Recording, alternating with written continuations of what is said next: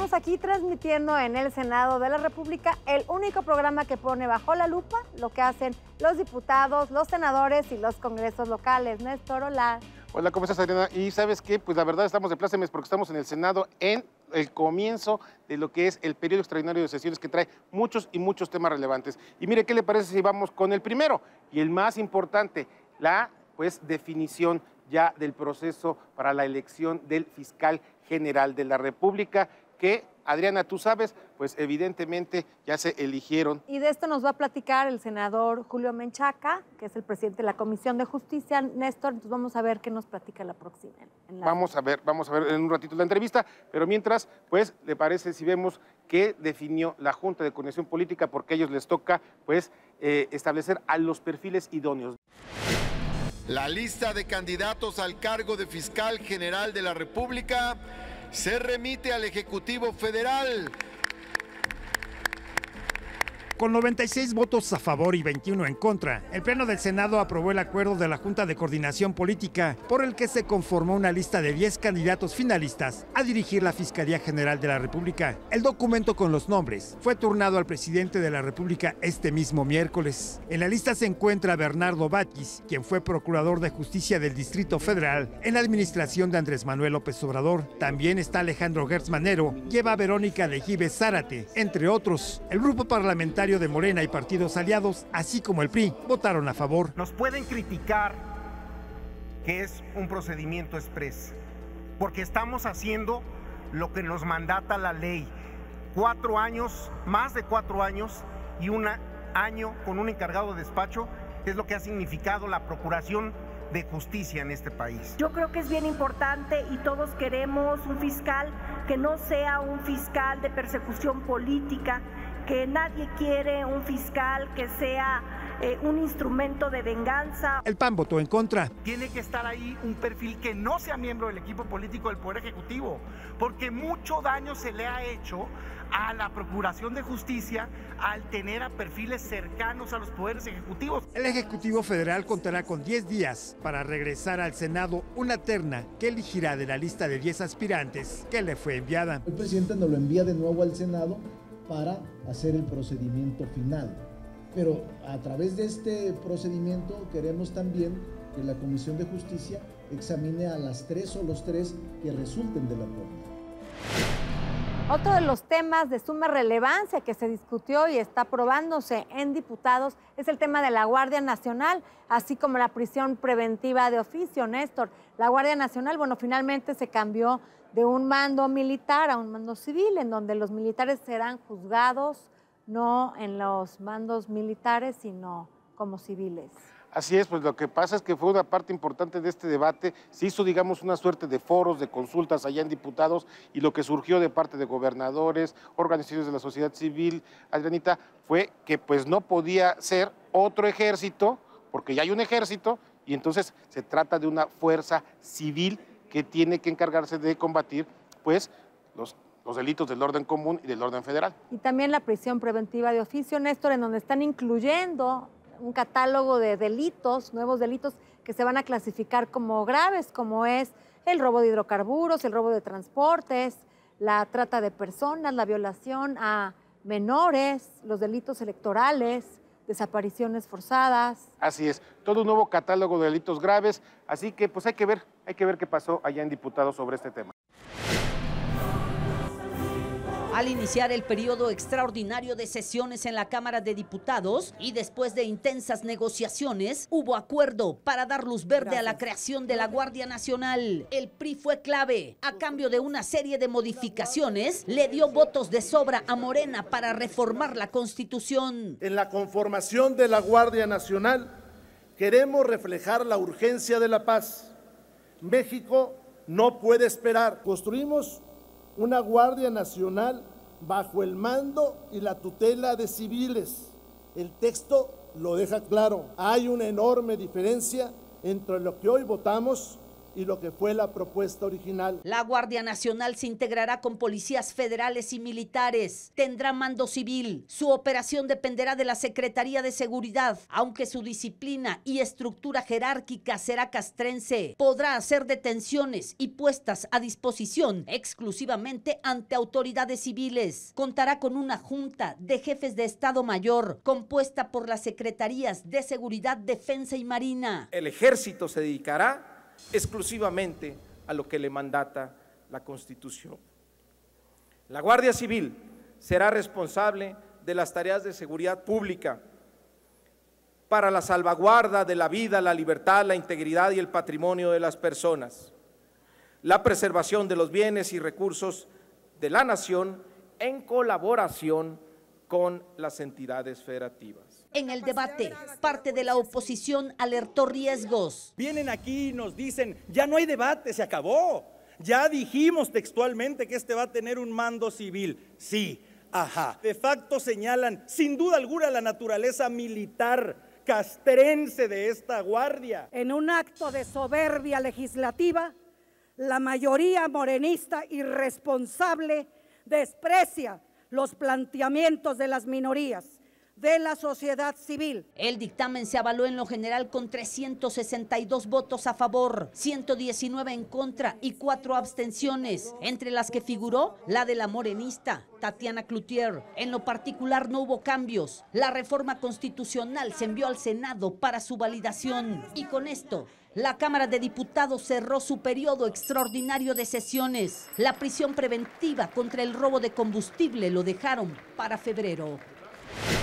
Néstor, y sigue la polémica por esta lucha contra el huachicol, lucha que nos ha afectado a todos los mexicanos, pero era una lucha que se tenía que hacer, Néstor, y derivado de esta estrategia contra el huachicol, bueno, dejaron de asistir a la comparecencia los funcionarios de Pemex, la Secretaría de Energía, la Profeco y... No, fíjate, me faltó. vino, el que nada más vino fue el de la Profeco, pero Hacienda, CENER y ¿cómo se llama esto? Y Pemex no vinieron. El argumento es que, bueno, se están trabajando en esta estrategia contra el huachicoleo, pero evidentemente sigue la polémica sobre pues la forma en la que se llevó a cabo esta operación contra el robo de combustibles. Así que, pues, ¿qué te parece? Esperemos funcione, Néstor, y acabe con esto del huachicol. Que la verdad es un tema, ¿eh? Me parece increíble que el 95% de los activos de Pemex estén en adeudos.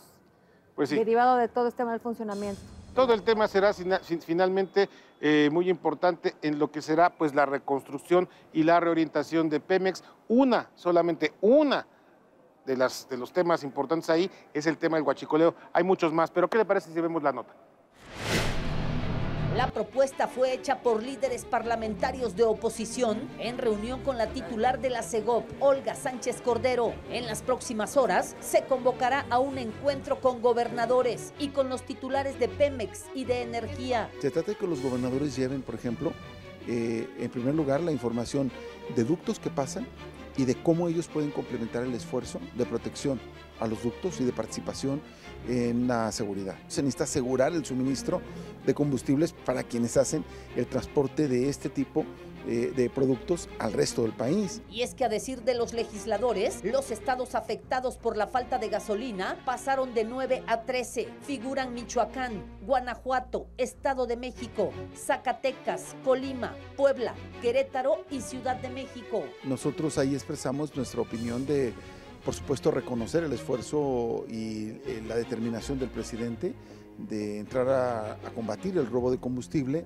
Sin embargo, sí creemos que necesitamos más información, particularmente sobre el tema de la importación de gasolinas y el surtido de esta. Les pongo un ejemplo, ustedes quieren salir a otro estado y no saben si va a existir gasolina para regresar, entonces esa claridad es con la que estamos pidiendo. En la reunión, la secretaria de Gobernación pidió a los líderes parlamentarios de San Lázaro aprobar la reforma que dará prisión preventiva a quien robe combustible. Es urgente que esto se convierta en un delito grave, es increíble que no sea un delito grave y ahora el esfuerzo que está haciendo el gobierno de la República, pues muchas de las personas que han sido detenidas o que pueden ser detenidas, pues tal vez puedan enfrentar su proceso en libertad. De ahí que este martes, la Comisión de Puntos Constitucionales de la Cámara de Diputados discutirá el dictamen que reforma el artículo 19 de la Constitución para castigar con prisión y sin derecho a fianza el robo de combustible en el país. ¿Y qué le parece si vamos a la entrevista que esta semana nos preparó nuestro compañero Víctor Sánchez Baños? Víctor. Los temas fundamentales del periodo extraordinario de sesiones que se llevó a cabo esta semana están enfocados fundamentalmente al tema de seguridad, pero también a la política exterior del gobierno de Andrés Manuel López Obrador. De esto vamos a platicar con el senador Cristóbal Arias, quien es el presidente de la Comisión de Gobernación del Senado de la República. Pues una nueva política que permita rescatar principios y valores que se han venido perdiendo en muchos sexenios, en muchos gobiernos, una política activa, vigorosa, de respeto y de autonomía y de libertad a los pueblos, no de sometimiento. Otros creemos en la autodeterminación de los pueblos y respetuosos de la no intervención.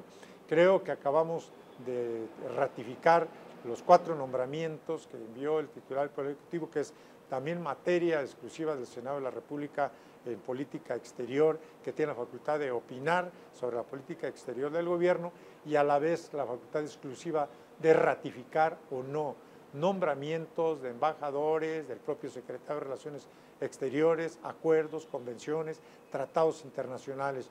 Y creo que se demostró que a través del diálogo y cuando se envían muy buenos perfiles, como ha sido el caso el día de hoy, por unanimidad, todas las fuerzas políticas representadas en el Senado de la República, sin ningún voto en contra, sin ninguna abstención, por unanimidad, hemos votado a favor de los 4 nombramientos del subsecretario de Relaciones Exteriores y de los subsecretarios para diferentes regiones en el mundo, lo que a mí me parece que marca un buen precedente saludable en materia de política exterior para el gobierno del presidente Andrés Manuel López Obrador y un buen acuerdo y entendimiento del Pleno de todo el Senado de la República.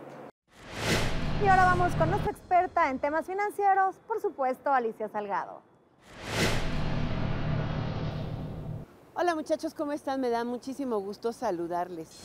La semana pasada llegó la propuesta de Andrés Manuel López Obrador para nombrar como subgobernadores del Banco de México a Gerardo Esquivel y a Jonathan Heath. 2 nombramientos que habían sido ampliamente discutidos, conocidos por el sector financiero, el sector económico en general, el privado y por supuesto el internacional, y además han sido muy bien recibidos. Bueno, pues el lunes pasado en la tercera comisión de la Comisión Permanente, la que lleva los temas hacendarios y financieros, comparecieron ambos designados y les fue muy bien, debo decirles. Yo creo que no tendrán mayor empacho porque el contenido de sus propuestas es interesante. Por ejemplo, en el caso de Gerardo Esquivel, salió al paso con una defensa muy férrea de la autonomía del Banco de México y de las capacidades que debe tener de fortalecimiento para ser regulador del sistema financiero nacional. Por el otro lado, uno de los elementos que le preguntaron, particularmente el PT, que ahí Benjamín Robles ha sido muy activo, buscando que se amplíe el mandato del Banco de México a no solamente tener como objetivo la estabilidad de precios, sino propiciar el crecimiento. Él dijo que este mandato de hecho existe, porque en la medida en que la estabilidad de precios se da, el mandato de crecimiento va con ella o de la mano, y sobre todo cuando se trata de regular un sistema financiero integrado, competido, profundo, que llegue a todos. En fin, es algo interesante. Por otra parte, Jonathan Heath fue interrogado en torno a las perspectivas que tendrá de crecimiento la economía mexicana, porque pues unos meses antes había dicho que se iba probablemente a presentar un efecto de desaceleración económica en los primeros meses. Ciertamente ahí explica que esto se produce digamos, cada año de cambio de gobierno, es muy natural, porque hay un reacomodo en las expectativas del sector privado en materia de inversión privada, y eso hace que se alente un poco en lo que se da la nueva distribución del gasto público, el crecimiento económico en los primeros meses y se repercute a lo largo del año.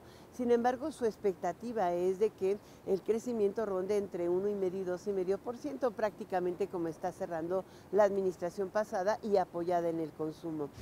Sobre el tema de las gasolinas, ambos subrayaron que es importante que se combata el huachicol, pero ciertamente el segundo dijo que si se prolongara el desabasto, podría eventualmente incidir en el crecimiento económico. Algo que al menos por hoy parece que ya se está corrigiendo y esperemos que el combate al huachicol sea definitivo, sobre todo con esta reforma al 19 constitucional que está planteada para el periodo extraordinario. Yo pongo este tema bajo la lupa desde las cámaras. Gracias, Alicia. Adriana. No se vayan, vamos a un corte comercial y a nuestro regreso vamos a tener la entrevista con el senador de Morena, Julio Menchaca, quien preside la Comisión de Justicia y nos platicará sobre este proceso de elección del fiscal general. Y estamos de regreso del corte, gracias por permanecer con nosotros y seguimos transmitiendo aquí desde el Senado de la República. Y hoy estamos aquí con el senador Julio Menchaca, senador por Hidalgo de Morena. ¿Qué tal, senador? ¿Cómo está? Adriana, muy buen día, a la orden. Senador, eres el presidente de la Comisión de Justicia, sin duda una de las comisiones más relevantes del Senado. Han tenido ya mucha actividad, a pesar de que solamente ha transcurrido un periodo de sesiones. Aprobaron al ministro que sustituyó al ministro Cosío, aprobaron ya varias iniciativas y ahora viene un tema que era una asignatura pendiente con la Nación, el tema de la Fiscalía General. Después de un jaloneo, bueno, se aprueba ya la iniciativa, se están por aprobar las leyes secundarias, las de su ejecución, y además se está por aprobar al fiscal general. Platíquenos cómo ha sido el proceso. Ha habido una lista que se ha ido depurando con comparecencias de los candidatos. ¿Cómo se ha dado este proceso y los tiempos del proceso? Con mucho gusto, Adriana. Bueno, ha sido un trabajo muy intenso de todos los integrantes de la Comisión de Justicia, a partir incluso desde el nombramiento de 15 magistrados electorales, entrevistar a 253 abogadas y abogados que aspiraban a esa posición, nos ha permitido tener la experiencia en la Comisión de Justicia. Después, bien lo mencionas, en cuanto al ministro de la Corte, y nos encarga la Junta de Coordinación Política, de acuerdo a la Constitución, al artículo 102, y derivado de la aprobación de la ley de la Fiscalía General, el poder tener un intercambio de opiniones, el de escuchar a 27 aspirantes a la Fiscalía, igualmente mujeres y hombres brillantes, para poder, tal y como lo determina la ley, tener una lista de al menos 10 que serán enviados al presidente de la República para que a su vez el presidente de la República nos envíe una terna. Ese trabajo ya lo realizó la Comisión de Justicia. Se habla que, bueno, dentro de estos posibles elegidos puede ser Alejandro Gertz Manero con una gran experiencia, Batis también con una gran experiencia. ¿Cómo van a que sea realmente una fiscalía general, que sea autónoma, que no tenga un vuelco partidista, porque sabemos que estos pues han sido exfuncionarios y están cerca de Morena? Nosotros partimos de que la autonomía no implica que esté con un rumbo distinto a lo que requiere el país. Esta reforma constitucional del 102 se dio desde el 2014 y no se pudo consolidar porque no había las condiciones políticas para hacerlo. Nosotros estamos convencidos de que el país requiere que exista ya una titularidad, que exista un responsable de la Procuración de Justicia a nivel federal. Es muy complicado encontrar personas que sean inocuas, que sean neutrales absolutamente, que no hayan pertenecido a un partido político, que no tengan una religión o que la tengan, que no le vayan a algún equipo de fútbol, o sea, un ser así como inerte, ¿no? Lo que se requiere en el país es una persona con un muy alto perfil profesional, que pueda dirigir una institución que atienda el grave problema de la violencia, de la inseguridad, de la impunidad que existe en este país. Senador, es de suma relevancia que realmente el fiscal sea autónomo y que no sea parte del sistema, porque podemos caer en los mismos errores que se cometieron en sexenios pasados, en donde el procurador era parte del sistema, por lo que tardaron o no persiguieron a exgobernadores, funcionarios de dependencias, o los persiguieron ya que habían acabado con las finanzas del Estado, ya que habían saqueado por lo mismo, porque se sintieron inhibidos de perseguir a algún gobernador o algún funcionario público que fuera parte de su partido y del mismo sistema. Claro. A ver, aquí lo que se pretende es asumir un costo político y tomar una decisión de Estado. En muchos países de primer mundo, es responsabilidad del titular del Ejecutivo nombrar su fiscal. Vemos el caso de Estados Unidos. Y eso no quiere decir que haya una complicidad, de que se solape, y hay que predicar con el ejemplo. Mire, el caso de Nayarit que platicábamos antes de entrar en cámaras, le preguntaron al gobernador que qué opinaba de la banda del tabaco. Y como hicieron un procedimiento en donde aparentemente era autónomo, el gobernador dijo, esa es responsabilidad del fiscal, a mí no me pregunten, yo me deslindo de la Procuración de Justicia. Y en este caso, este gobierno está asumiendo su responsabilidad, está asumiendo el presidente de la República y lo vamos a asumir los senadores, porque todos los que estuvimos en campaña política, de todos los partidos, nos dimos cuenta del reclamo de la sociedad de que exista justicia, de que se combata la violencia y la impunidad, sin colores, sin partidos. Que se combata a tiempo, no cuando llega un gobernador, gobierna 6 años, a la vista de todos. Estamos viendo que está acabando con las finanzas del Estado y se le persigue en su último año de gobierno. Sí.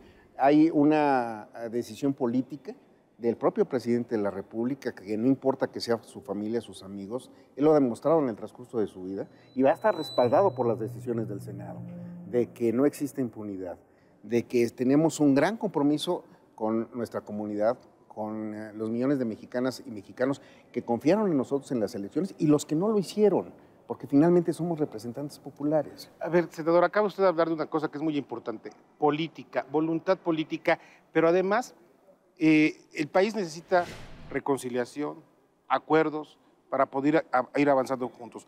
¿Cómo hacer política y cuál es el camino político con el resto de las fracciones aquí de la oposición en el Senado, para que a la hora que termine siendo designado el nuevo fiscal general, no lo acusen, y hablemos como en plata, no lo acusen de ser el fiscal carnal? Claro.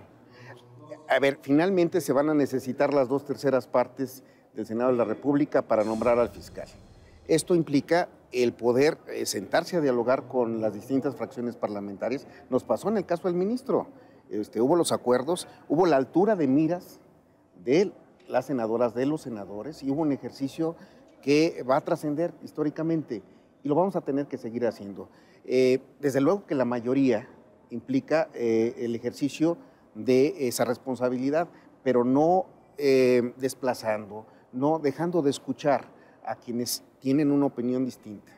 Ahora, senador, el sistema de procuración de justicia en nuestro país está colapsado. Terrible. Colapsado tanto por la ineficacia como por la complicidad y la corrupción. Es correcto.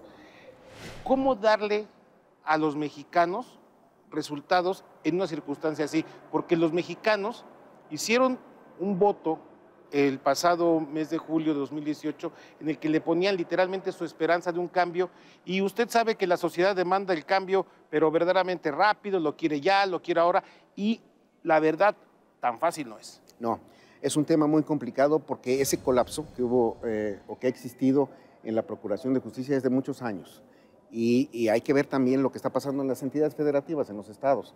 Hay un ámbito federal, pero también hay un ámbito estatal que implica una descoordinación, que implica una falta de comunicación durante mucho tiempo, una serie de complicidades, de una corrupción que va corroyendo la institución.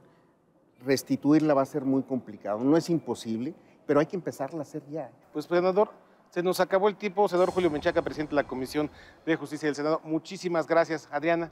Muchas gracias, senador, por estar con Estoy nosotros. a sus órdenes. Muchas gracias. No se pierda, próximo jueves, 11:30 de la noche, el único programa que pone bajo la lupa, que Néstor. Pues sí, lo que es todo el quehacer legislativo, el trabajo de la Cámara de Diputados, la de Senadores, el Congreso de la Ciudad de México y los congresos locales. Desde las cámaras, nos vemos el próximo jueves, 11:30 de la noche. Saludos.